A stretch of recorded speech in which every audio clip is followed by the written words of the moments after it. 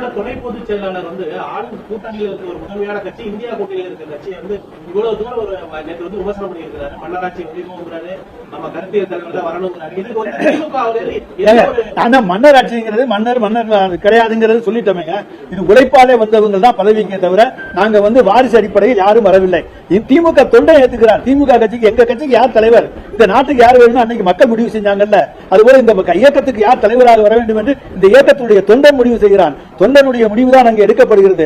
முதலமைச்சர் அவருக்கு துணை முதலமைச்சர் பதவி கொடுக்க வேண்டும் என்று விரும்பவே இல்லை.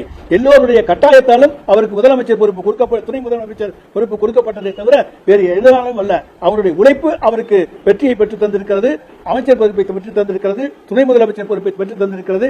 இது மன்னராட்சி அல்ல, இது குடியாட்சி தான். இங்க இருக்க ஜனநாயக ரீதியில் இந்த இயக்கத்தினுடைய தொண்டர்கள் ஏற்றுக்கொண்ட ஒருவர் தான் தலைவராக வர முடியுமே தவிர அடுத்த கட்சியிலிருந்து நாங்கள் தலைவரை கூட்டிக் கொண்டு வர முடியாது. திமுக அவர்கள் இருந்து கொண்டே வந்து திருமாவளவன் வந்து இப்படி பேசுறது திருமாவளவனோட இரட்டை வேடம் வெளிப்பட்டுச்சு தமிழிசை சொல்லியிருக்காங்க. சரியா? தமிழிசைக்கு எப்போதுமே ஏதாச்சும் ஒன்று இரட்டை வேடம் 3 வேடம்னு சொல்றதுதான் பழக்கம். அதுபடி 3 வேடம் 4 வேடம் சொல்லிட்டு போறாங்க.